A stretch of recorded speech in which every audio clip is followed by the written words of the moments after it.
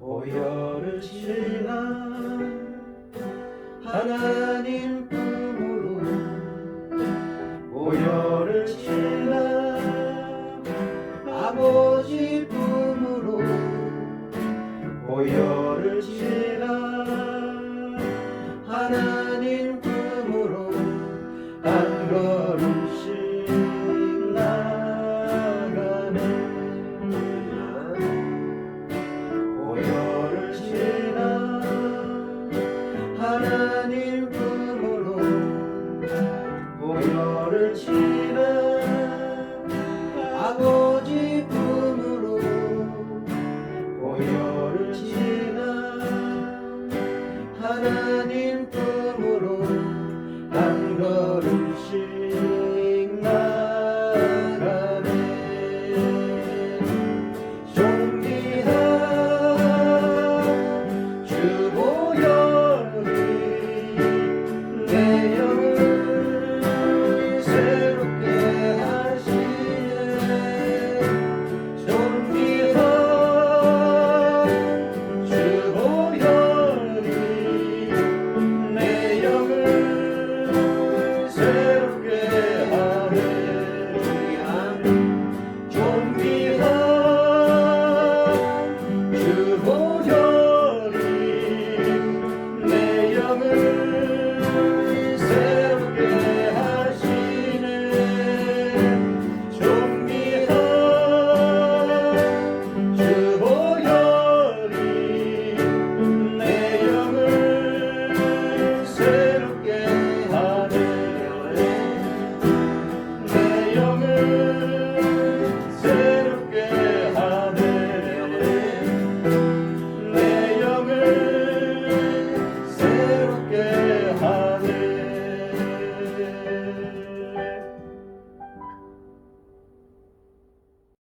사랑의 하나님, 감사합니다. 오늘도 안식일을 주시고 예배드리게 하심을 감사합니다.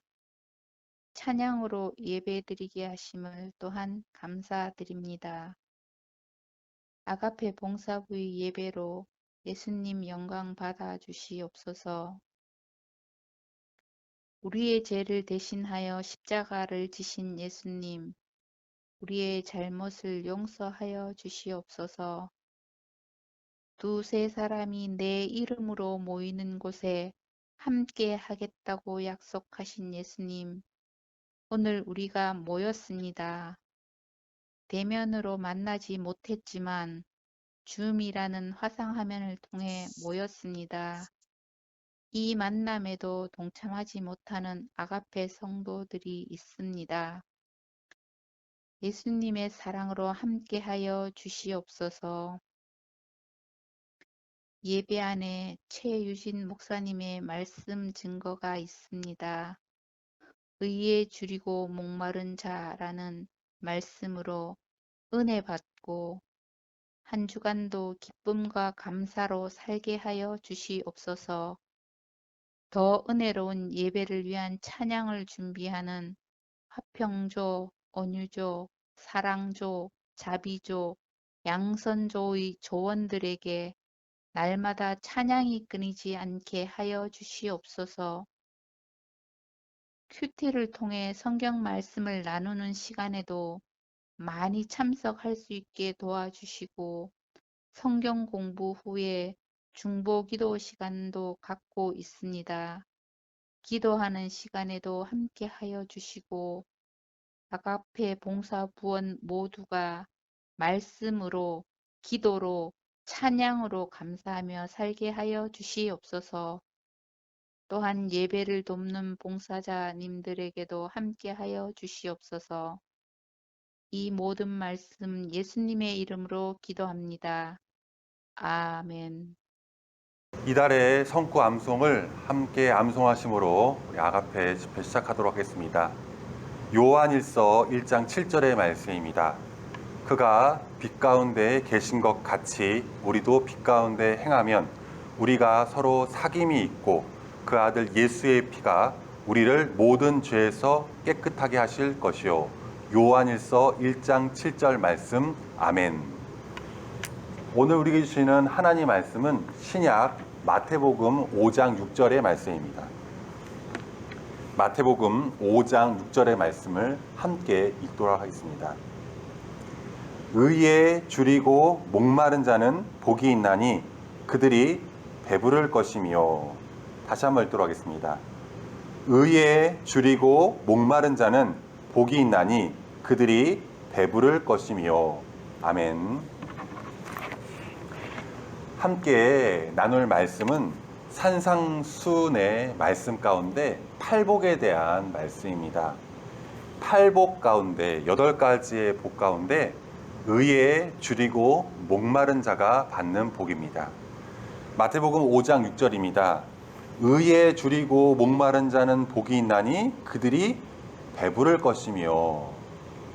먼저 우리가 이 마태복음 5장 6절에서 주목해야 할 말씀은요, 줄이고 목마르다입니다. 줄이고 목마르다. 다른 말로 소원을 말합니다. 이 소원이라는 단어를 떠올리면 저는 머릿속에서 맴도는 노래 하나가 있습니다. 우리의 소원은 통일, 꿈에도 소원은 통일. 우리의 소원은 통일입니다. 꿈에도 소원은 통일입니다. 이 소원의 사전적 정의는 이러합니다. 바라고 원함. 바라고 원함이 바로 소원입니다. 우리가 간절히 바라고 그리고 간절히 원하는 것은 무엇인가요? 다른 말로 우리의 목마름은 무엇인가요? 미국의 애플이라는 회사를 만든 고 스티브 잡스라는 분이 있습니다. 이 고 스티브 잡스가 생전에 이런 말을 한 적이 있습니다. Stay hungry, stay foolish. 배고픔을 멈추지 말아라.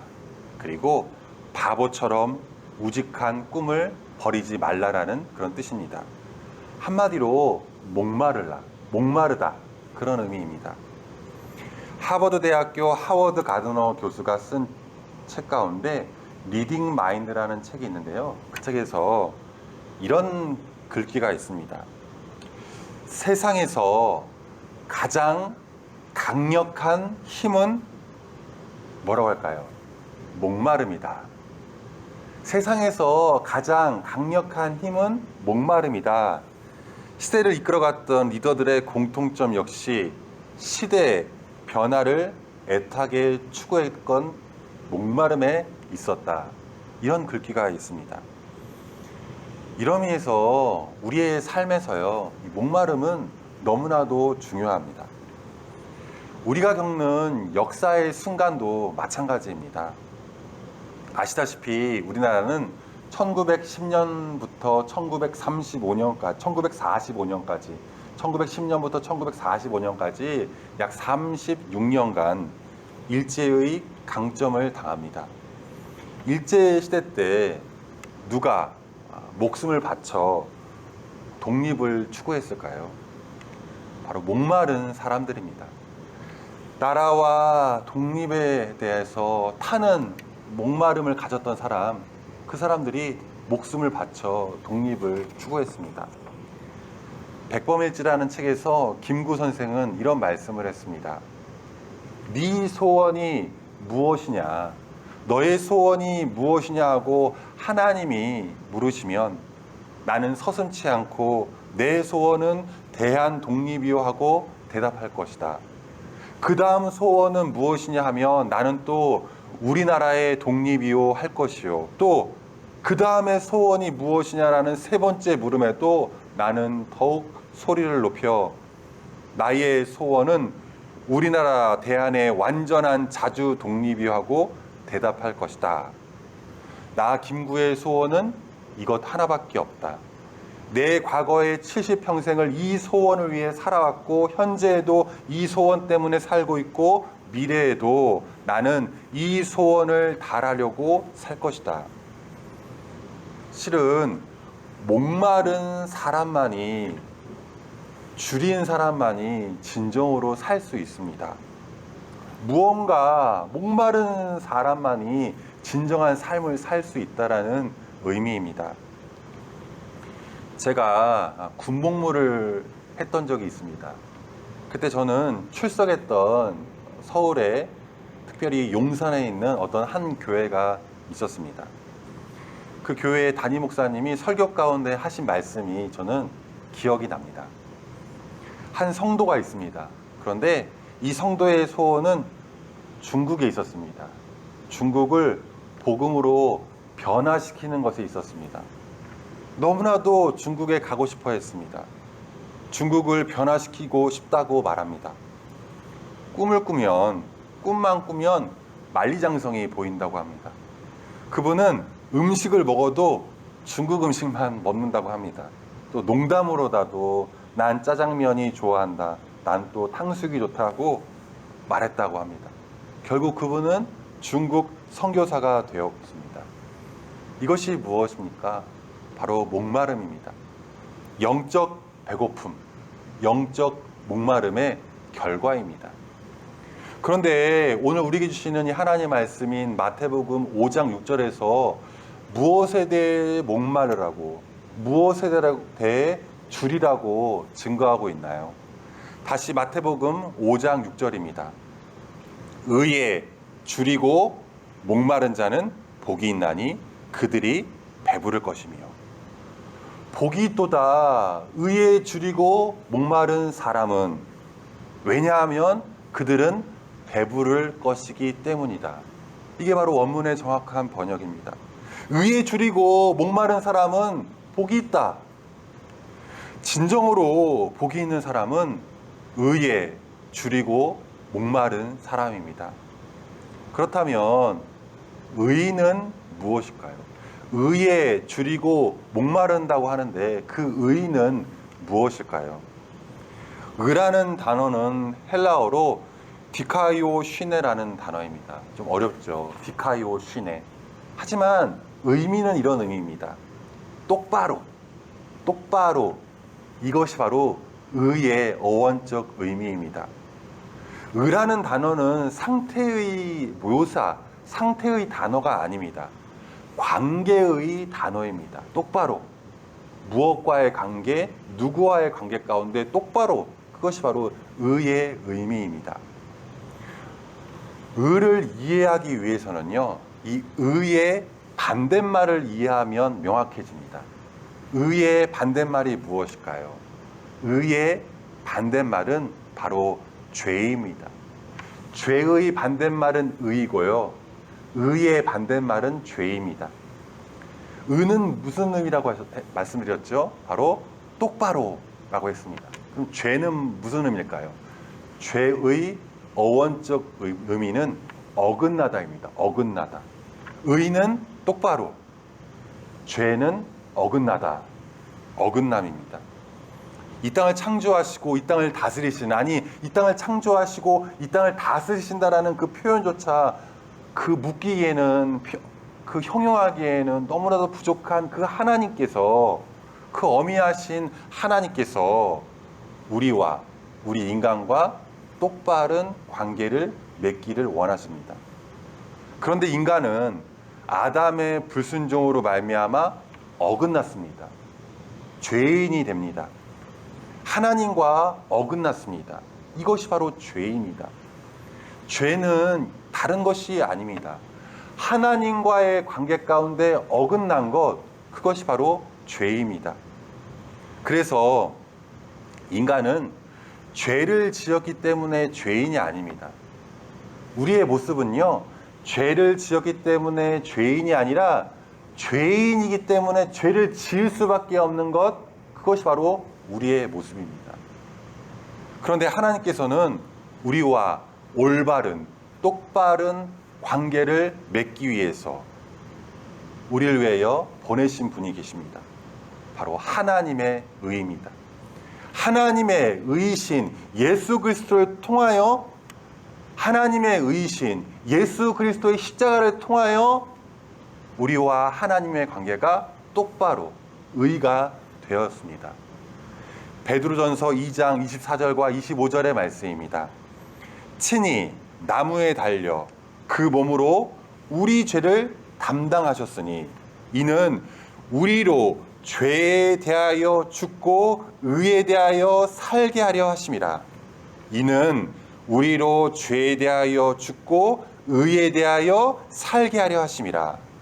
그가 채찍에 맞음으로 너희는 나음을 얻었나니 너희가 전에는 양과 같이 길을 잃었더니 이제는 너희 영혼의 목자와 감독 되신 이에게 돌아왔느니라.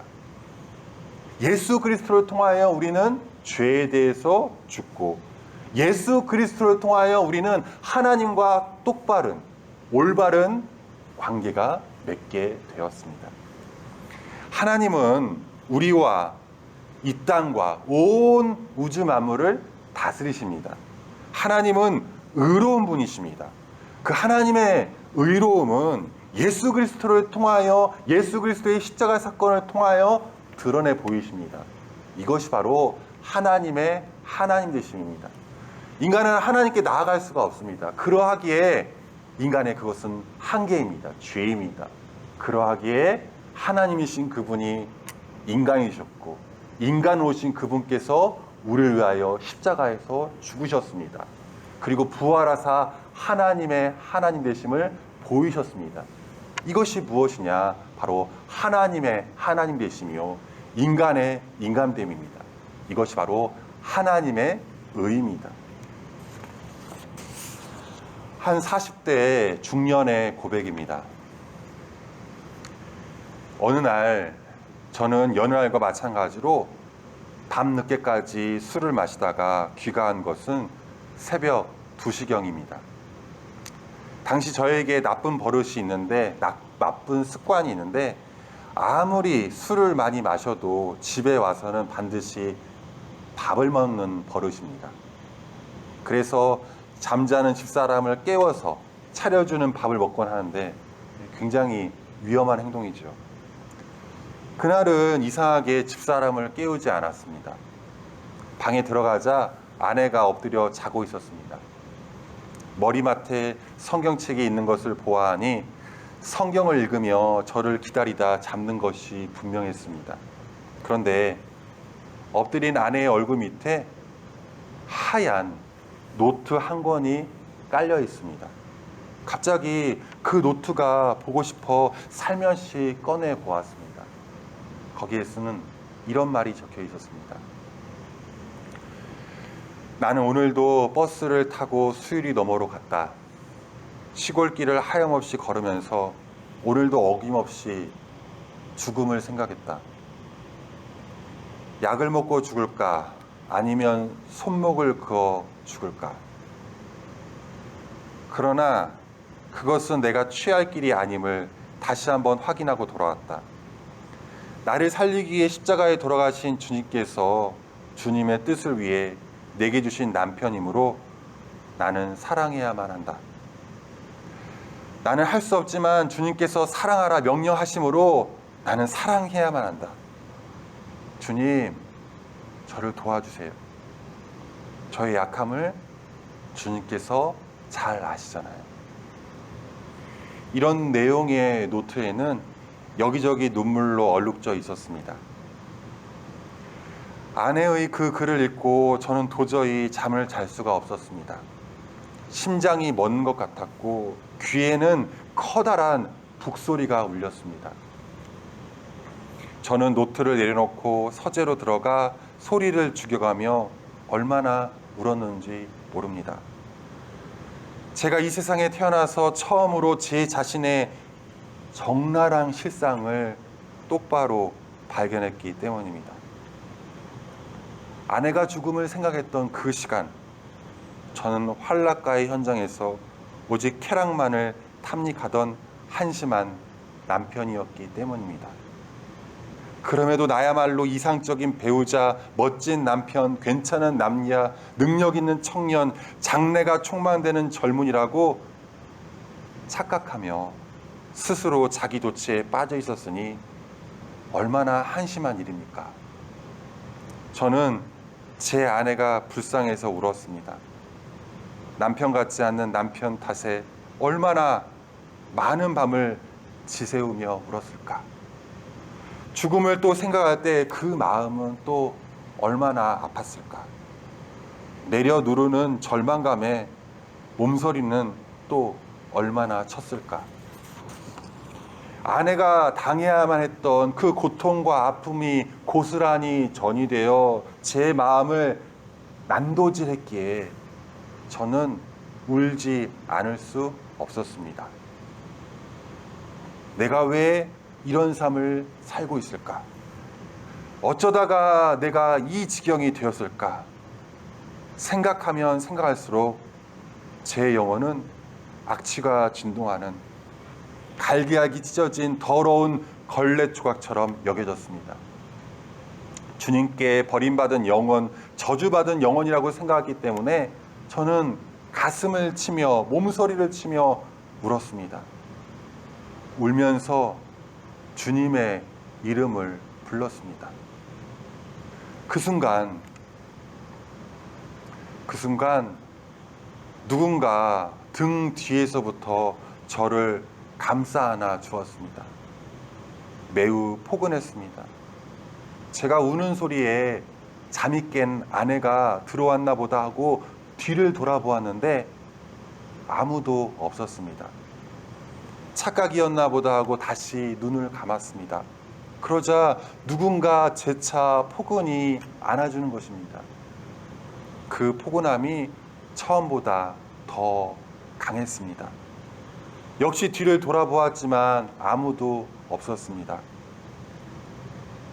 세 번째로 눈을 감았을 때 제 마음속 깊숙한 곳에서 세미한 음성이 울리기 시작합니다.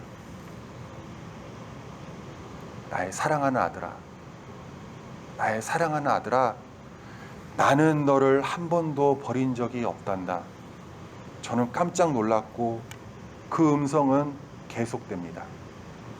네가 나를 버렸던 그 순간에도 나는 줄곧 너와 함께 있었단다. 앞으로도 나는 영원토록 너와 함께 할 것이다. 나는 너를 사랑하기 때문이다. 나는 너를 사랑하기 때문이다. 그것은 분명 주님의 음성입니다. 저는 얼마나 감격했는지 모릅니다. 제가 가장 처참한 절망과 비통 속에서 몸부림치는 그 순간 주의 영이신 성령께서 바로 그 자리에서 저와 함께 하시며 당신의 사랑으로 저를 품고 계십니다. 성령께서는 제가 의식지 못할 때에도 언제나 제 곁에 계십니다. 제가 제 부끄러운 과거를 고백하는 것은 변화된 제 모습을 자랑하기 위함이 아닙니다.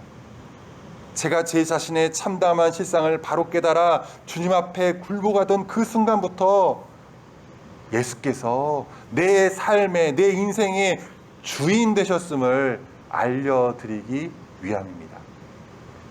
그러므로 이제부터 자기를 신봉하는 오만한 자리를 포기하고 겸손히 주님의 이름을 부르시기를 소망합니다. 헛된 자신의 욕망을 채우기 위함이 아니라 오직 길이요 진리요 생명이신 주님께 의탁하며 주님의 이름을 부르시기 바랍니다. 어떤 한 40대 중반의 남자의 고백입니다. 마태복음 5장 6절입니다. 의에 줄이고 목마른 자는 복이 있나니 그들이 배부를 것이요. 의에 대하여 줄이고 목마르라. 의에 대하여 줄이고 목마르라. 그리할 때 하나님께서 배부르게 하실 것이다. 여러분, 세상의 그 누구도, 세상의 그 무엇도 우리를 진정으로 배부르게 할 수 없습니다. 오직 하나님만이, 오직 하나님의 의이신 예수 그리스도만이, 오직 예수 그리스도의 십자가에 피 묻은 복음만이 우리를 배부르게 하실 것입니다. 기독교인으로서 우리는 하나님 나라에 대하여 목말라 해야 합니다. 여러분, 지금 나는 무엇을 목말라 하고 계신지요? 지금 나의 소원은 무엇인지요? 기도하겠습니다.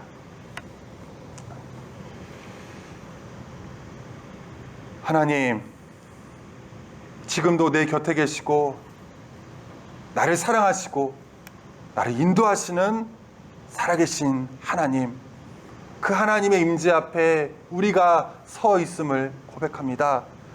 하나님, 우리에게 참된 목마름을 허락하여 주시옵소서.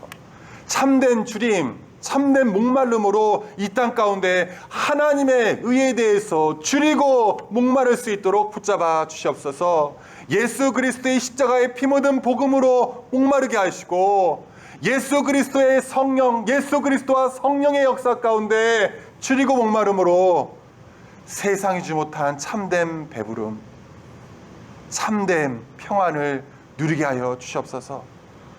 지금도 사탄 마귀의 세력은 우리를 유혹하고 우리를 미혹합니다. 너 이것을 가져야 해. 너 세상에 그 무엇을 지녀야 해. 그럴 때 너가 배부를 수가 있어. 하지만 주님, 그것이 거짓임을 우리는 알고 있습니다. 진정으로 하나님의 의만 우리를 배부르게 함을 고백하게 하여 주시고 예수 그리스도의 십자가와 부활의 능력이 우리의 삶을 압도하게 하여 주시옵소서. 우리의 삶 가운데 의에 줄이고 목마른 자가 배부른다라는 그 예수 그리스도의 십자가의 능력이 충만케 하여 주시옵소서. 함께 하심에 감사드리오며 우리 사랑하시는 예수님의 이름으로 기도합니다. 아멘.